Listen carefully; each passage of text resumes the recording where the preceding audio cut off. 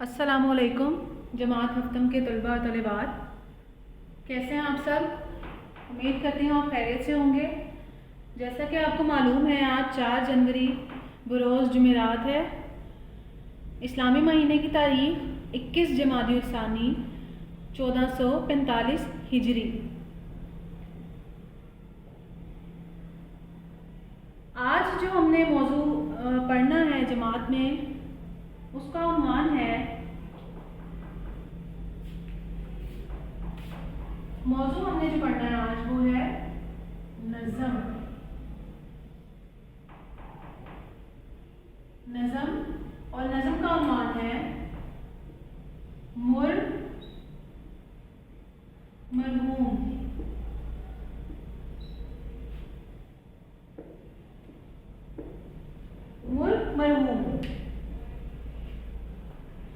मरहूम के शायर का नाम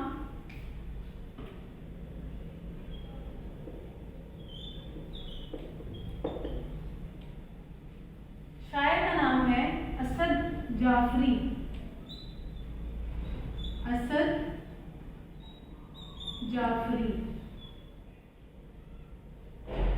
नज़म का जो उन्वान है मरहूम, जैसा कि इसमें जो है मरहूम का लफ्ज़ जो है इस्तेमाल किया गया है।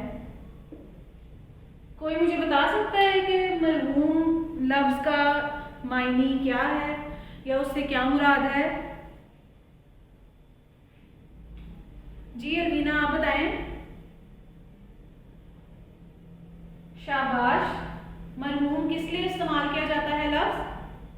ठीक है, मरहूम लफ्ज़ उसके लिए इस्तेमाल किया जाता है जो इस दुनिया से गुजर चुका हो या वो वफात पा चुका हो। ठीक, शाबाश। मरहूम किस लिए इस्तेमाल करते हैं? ऐसे शख्स के लिए या ऐसी चीज़ के लिए या ऐसे जानदार परिंदा, जो भी कुछ भी जो जानदार चीज़ है जो वफात पा चुका हो।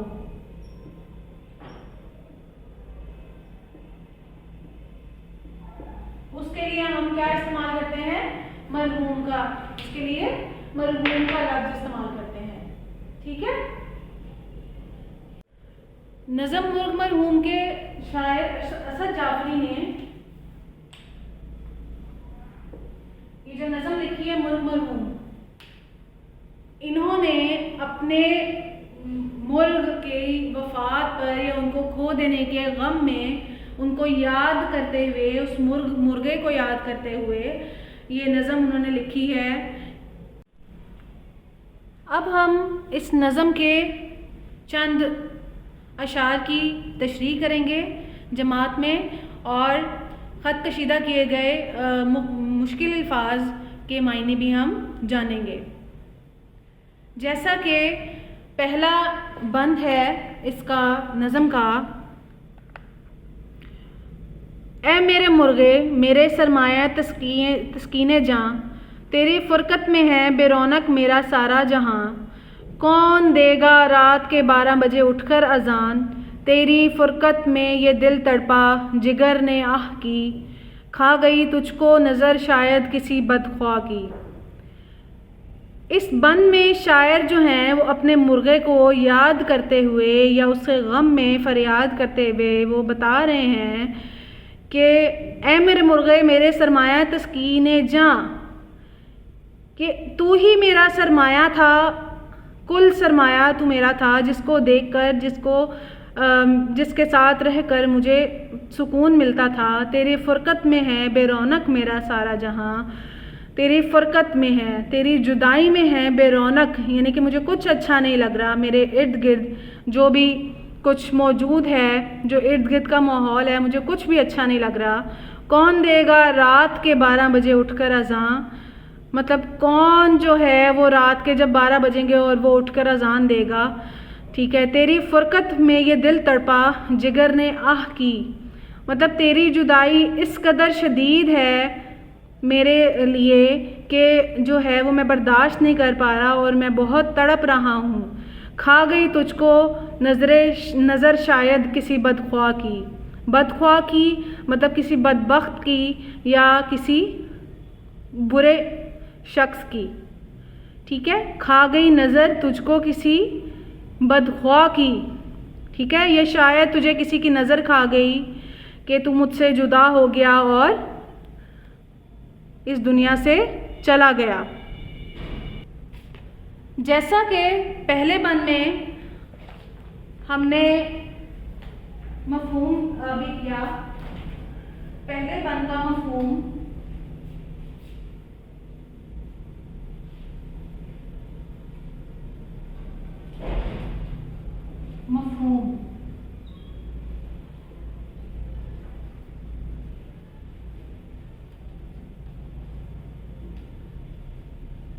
शायर अपने मुर्गे की याद में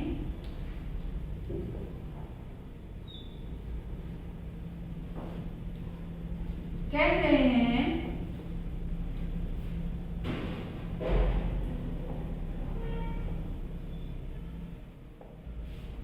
कि तेरी जुदाई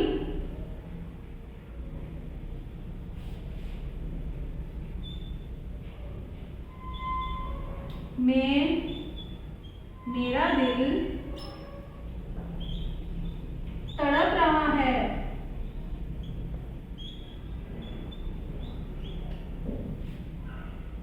और कौन है जो रात के 12 बजे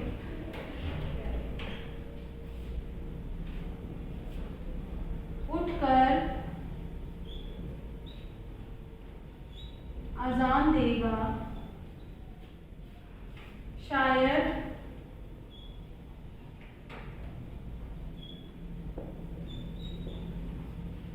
तुझे किसी बदनज़र की बददुआ लगी है।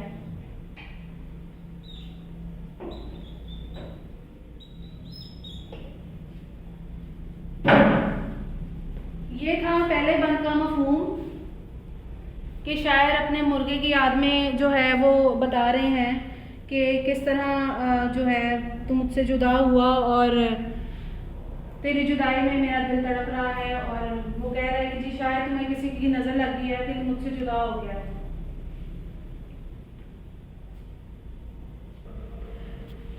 जैसा कि आप सबको मैंने अभी पहले शेर का मफ़हूम बताया है, अब हम दूसरा बंद पढ़ेंगे जो कि है, तुझको लाया था कराची से कि पालूंगा तुझे, मशरकी अदाब के सांचों में ढालूंगा तुझे, मुफ्त खोरों की निगाहों से बचा लूँगा तुझे, तुझ पे लेकिन मौत के दिलदोज़ साए छा गए, हसरत उन गुंचों पे है जो बिन खिले मुरझा गए। तुझको लाया था कराची से कि पालूंगा तुझे। इसमें शायर कह रहे हैं कि वो कराची से इस मुर्गे को जो है वो लेके आए थे ख़रीद के। वहाँ पे एक मंडी से, परिंदों की मंडी लगती है वहाँ पर, वहाँ से वो ख़रीद के लेके आए थे कि वो उसको अपने पास रखेंगे, उसको पालेंगे, उसको पोसेंगे और उसको बड़ा करेंगे, उसको अपने सांचे में डालेंगे, उसको अपने आदाब तौर तरीके सिखाएंगे। ठीक है, और इर्द गिर्द के लोगों की निगाहों से बचाएंगे। जैसे लिखा, मुफ्त खोरों की निगाहों से बचा लूँगा तुझे, यानी कि इर्द गिर्द के जो लोगों की गंदी नज़रें जो होती हैं, निगाहें होती हैं, उनसे जो है वो तुझे महफूज रखूँगा, बचा के रखूँगा। लेकिन तुझ पे लेकिन मौत के दिलदोज़ साए छा गए, हसरत उन गुंचों पे है जो बिन खिले मुरझा गए। लेकिन तुझे जो है वो मौत ने जो है वो आन पकड़ा और जो है तुझ पर मौत के साए जो हैं वो छा गए, यानी कि तुझे मौत ने अपनी लपेट में ले लिया और तू इस दुनिया से चला गया, इस दुनिया फ़ानी से कूच कर गया। हसरत मुझे उन गुंचों पे है। इसमें शायर जो है वो तशबीहतन जो है उस वो कह रहे हैं गुंचों से मुराद, यानी कि उन बागात का जिक्र कर रहे हैं जिसमें फूल तो हैं लेकिन वो बिन खिले ही मुरझा गए। यानी कि वो अपना जो है वो अफसोस गम उसका इजहार कर रहे हैं कि मैं तुझे लाया था पालने के लिए, पोसने के लिए और तुझे अपने सांचे में ढालने के लिए, लेकिन जो है वो तू जल्दी इस दुनिया से चला गया और मुझे अफसरदा कर गया। इसमें शायर की मुराद ये है। ठीक है, अब हम इसका मफ़हूम जो है वो तख्ते सफ़ेद पर लिखेंगे और आप सब इसे देखेंगे। जैसा कि आपको मैंने अभी बताया है बंद नंबर 2 के बारे में, उसका हम मफ़हूम लिखेंगे। अब बंद नंबर 2 मफ़हूम।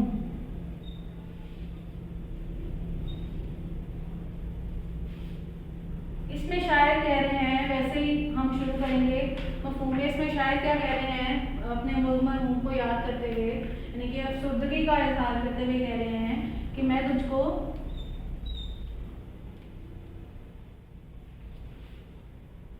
कराची से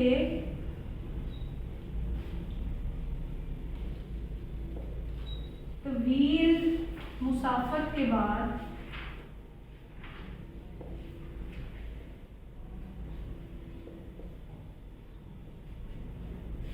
खरीद कर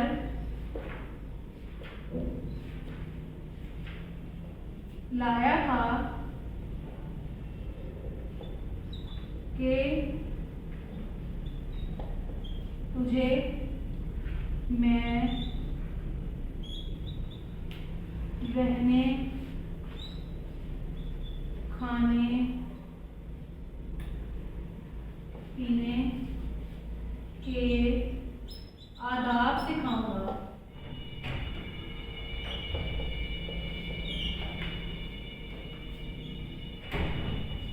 लेकिन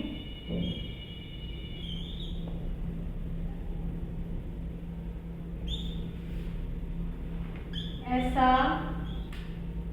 कुछ ना हुआ और तू इस दुनिया से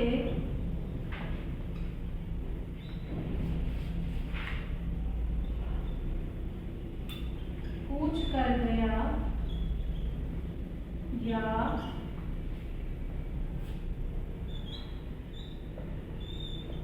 वफात पा गया या फिर मर गया। ठीक है, जैसे आपको मैंने बताया है कि दूसरे शेर बंद के मफ़हूम में शायर ने किस चीज़ का इजहार किया है, गम का इजहार किया, अफसरदगी का इजहार किया है। और उसका मफ़हूम क्या है कि जी वो उसे कराची से लेके आया था, बहुत लंबा सफ़र तय करके, तवील मुसाफत के बाद वो उसे ख़रीद के लाया था कि इसे वो रहने सहने के, खाने पीने के जो है वो आदाब सिखाएगा, लेकिन ऐसा कुछ ना हुआ। ठीक है, इससे पहले ही जो है वो मुर्गा जो है वो इस दुनिया से चला गया और वो मर गया। जैसा कि हमने पहले 2 बंद में पढ़ा था कि शायर ने किन ख्यालात का इजहार किया है, वैसे ही हम अब तीसरा बंद पढ़ेंगे जो कि है तेरे गमज़े ज़िंदगानी भर ना भूलेंगे मुझे, फूल सी कलगी मुलायम पर ना भूलेंगे मुझे, तेरे अंदाज़े हसीने यकसर ना भूलेंगे मुझे, छोड़कर मुझको तू दस्ते दावरे महशर में है, तेरा डरबा तुझसे बेहतर है कि मेरे घर में है। इसमें भी शायर दोबारा जो है वो गम का और अफसोस का इजहार करते हुए कह रहे हैं तेरे गमज़े ज़िंदगानी। गमज़े से मुराद यहाँ पर नाज और नखरे से है। ठीक है, वो कह रहे हैं कि जो तेरे नाज नखरे जो मैं उठाता था, ठीक है, वो मुझे ज़िंदगी भर नहीं भूल पाएंगे। फूल सी कलगी मुलायम पर ना भूलेंगे, जो तेरी कलगी थी और जो तेरे मुलायम पर थे वो मैं कभी नहीं भूल पाऊँगा। जो तू इतना खूबसूरत था, तेरा अंदाज़ चलने का, बोलने का, फिरने का और जो तेरा अंदाज़ था मेरे साथ, वो मैं कभी भी भूल नहीं पाऊँगा। यानी कि तुझे मैं कभी भी ज़िंदगी में भूल नहीं पाऊँगा।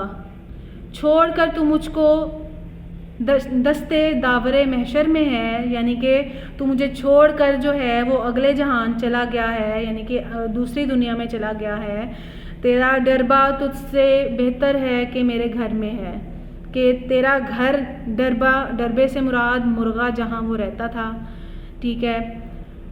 कि वो शायर कह रहे हैं कि तेरा घर या तेरा डरबा जो है वो तुझसे कहीं बेहतर है, जो मेरे पास तो मौजूद है, तू यहाँ मौजूद नहीं है लेकिन तेरा घर तो मौजूद है। इस बंद में शायर ने ये बयान किया है। साथ ही जो आप तस्वीर देखेंगे अभी, इस तस्वीर में जो है वो पूरी मंजर कशी की गई है, कैसे वो शख्स जो है वो बैठा हुआ है, पीछे उसका डरबा या घर बना हुआ मुर्गे का, और जो मुर्गा जो है वो मरा हुआ पड़ा हुआ है, और वो सोच में पड़ा हुआ है कि मैं इसका गम कैसे भुलाऊंगा, ठीक है। अब इसका मफहूम जो है वो हम वो लिखेंगे। बंद नंबर 3 के मफहूम में शायर वही जैसे हमने पहले बंद के मफहूम में लिखा था कि शायर जो है गम का इजहार करते हुए, अफसुर्दगी का इजहार करते हुए वो कह रहे हैं, अपने मुर्गे को ध्यान में रखते हुए कह रहे हैं कि तेरे नाज नखरे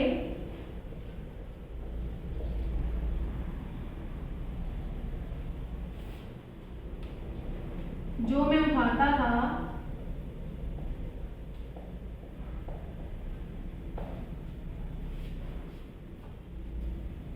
और तेरा वो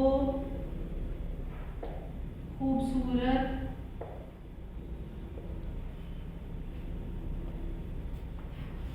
मुलायम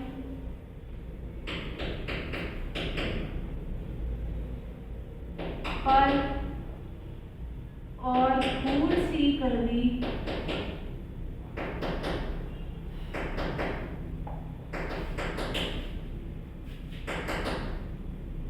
और तेरा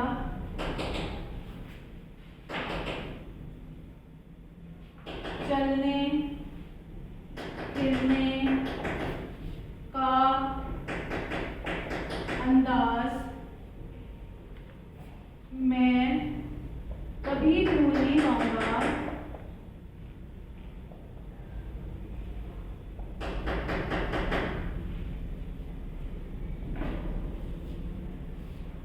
और तू मुझे छोड़कर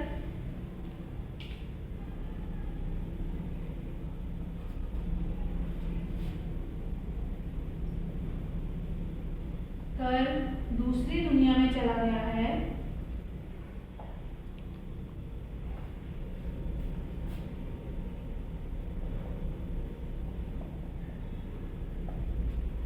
चला गया है तेरा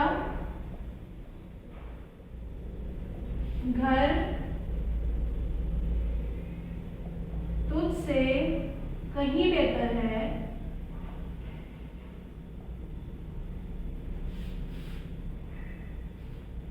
जो यहाँ मौजूद तो है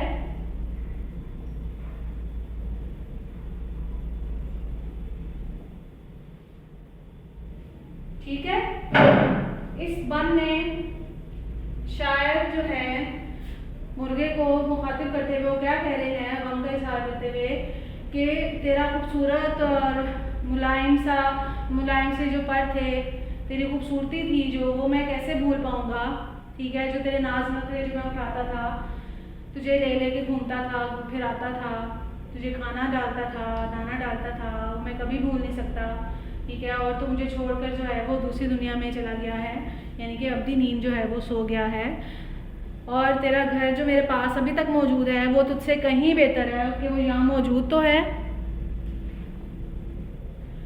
जैसा कि अभी हमने 3 बंद पढ़े हैं इस नज़म के, जिसका उन्वान है मुर्ग मरहूम, और शायर का नाम है असद जाफरी।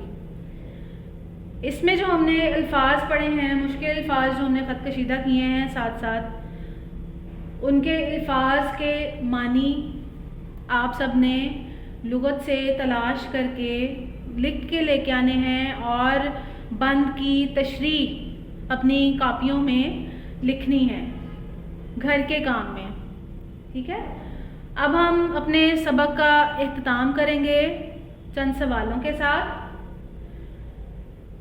पहला सवाल मेरा ये है कि ये नज़म किसकी याद में और क्यों लिखी गई है? कौन बताएगा मुझे?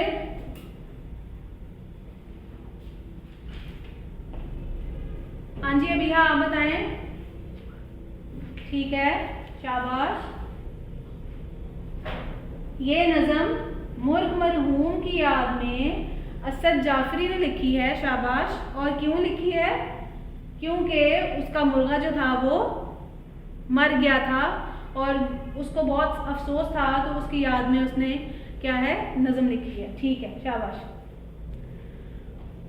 दूसरा सवाल मेरा ये है कि इस मुर्गे को शायर जो है असद जाफरी, वो कहाँ से खरीद के लेके आए थे? कौन बताएगा मुझे? ज़ारा, आप बताएं। ठीक है, कहाँ से लेके आए थे खरीद के? कराची से, कराची की एक मंडी से। शाबाश। अगला सवाल मेरा ये है कि वो जो शायर हैं वो किस चीज़ को याद करके जो है वो बहुत ज़्यादा अफसरदा हो रहे हैं कि मुर्गी की क्या चीज़ उनको बहुत ज़्यादा याद आ रही है और वो जो बहुत जो है वो अफसरदगी का इजहार कर रहे हैं, वो क्या चीज़ थी? कौन बताएगा?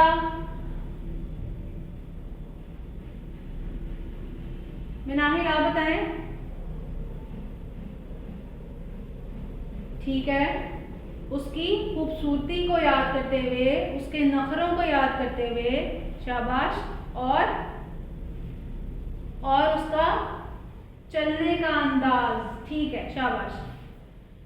जैसा कि आप सबको समझ लग गई होगी कि 3 बंद की हमने जो है तशरीह की और मफहूम किया, तो इसको आपने घर के काम में लिखना है और जो ख़त कशीदा अल्फाज हैं उनके मायने कापी में लिखने हैं। बाकी जो नज़म है वो इंशाल्लाह हम अगले सबक में पढ़ेंगे। तब तक के लिए अल्लाह हाफिज़।